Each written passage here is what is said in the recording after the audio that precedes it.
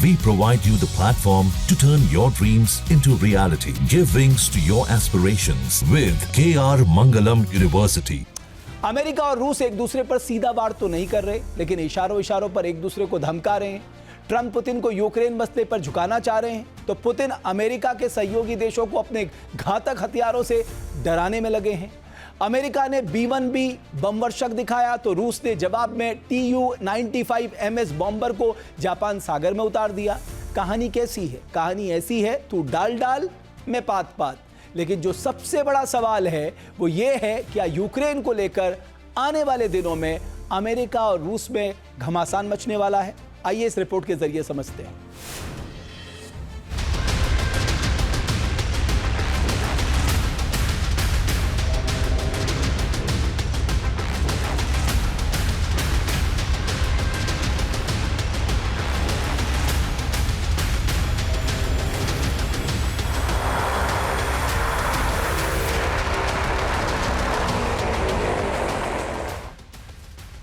एक तरफ रूस यूक्रेन में युद्ध विराम के लिए अमेरिका के साथ बातचीत कर रहा है, तो दूसरी तरफ उसने जेलेंस्की के देश में बारूद बरसाना जारी रखा है।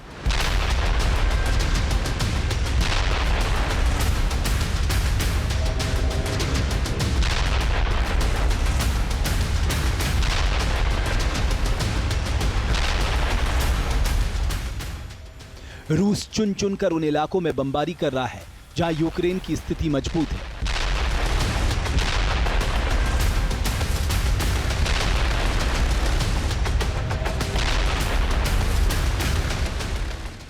पुतिन जेलेंस्की को दबाव में लाने की कोशिश में जुटे ही हैं। वो अमेरिका के सहयोगी देशों को भी डराने में लगे हैं।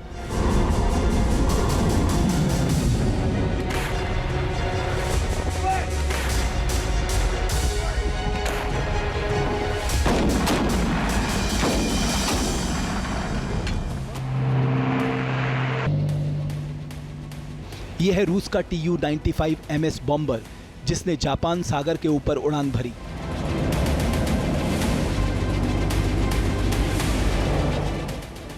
सबसे हैरान करने वाली बात यह है कि Tu-95 बॉम्बर करीब 6 घंटे तक जापान सागर में मंडराता रहा।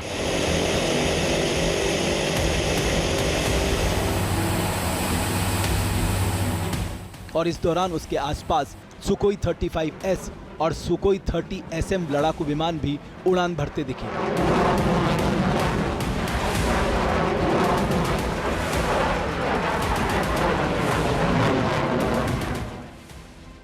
यानी रूस ने अपनी वायुसेना के सबसे खतरनाक लड़ाकू विमानों को जापान के पास तैनात कर दिया है।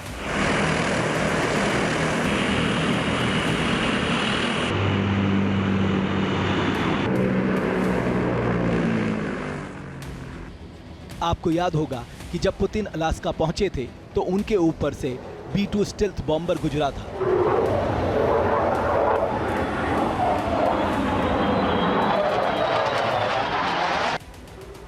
ट्रंप ने पुतिन को अपने बॉम्बर की ताकत दिखाई, तो अब पुतिन ने भी अपने Tu-95MS बॉम्बर विमान का प्रदर्शन किया, जिसका बहुत ही गहरा संदेश है।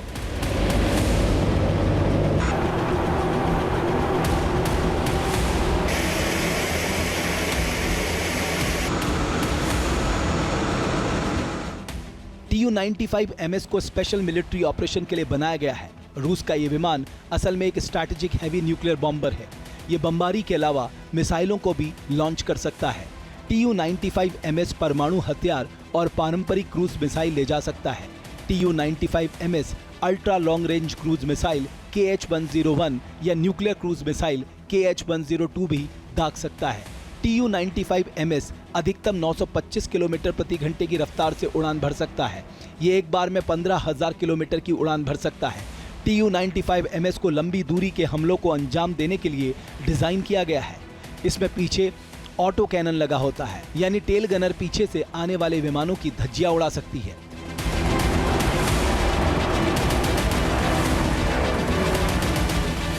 यानी रूस ने भी अमेरिका को ये चेतावनी दे दी है कि अगर जरूरत पड़ी और अगर उसके हितों को खतरा हुआ तो वह परमाणु हथियारों से लैस अपने बॉम्बर का इस्तेमाल अमेरिका और उसके सहयोगी देशों के खिलाफ कर सकता है।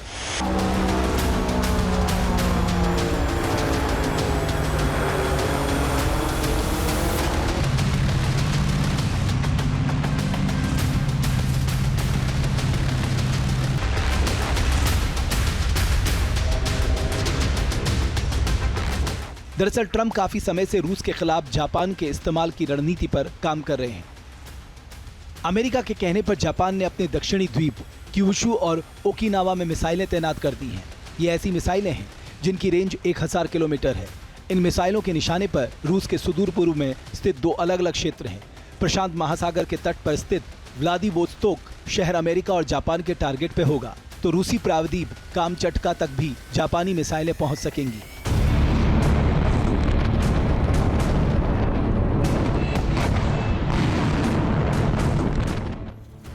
और यही वजह है कि रूस जापान पर भड़का हुआ है और उसने जापान सागर में अपने खतरनाक बॉम्बर की ताकत का प्रदर्शन किया है। रूस के शक्ति प्रदर्शन के बीच डोनाल्ड ट्रंप ने यूक्रेन को तगड़ा झटका दिया है।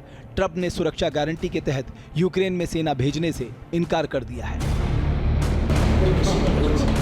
यूक्रेन को सुरक्षा गारंटी देने पर इसी सोमवार को यूक्रेनी राष्ट्रपति जेलेंस्की और ट्रंप की मुलाकात के दौरान सहमति बनी थी।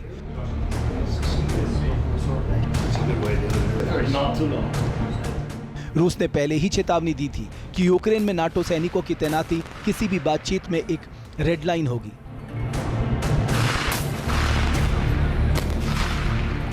शायद इसलिए ट्रंप ने अपने कदम पीछे खींच लिए हैं। साफ है कि युद्ध विराम पर सहमति न बन पाने के बाद से यूक्रेन को लेकर रूस और अमेरिका के बीच एक बार फिर तनाव बढ़ सकता है।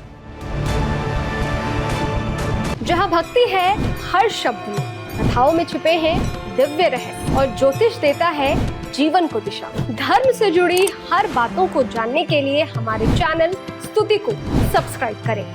चैनल पर जाने के लिए इस लिंक पर क्लिक करें।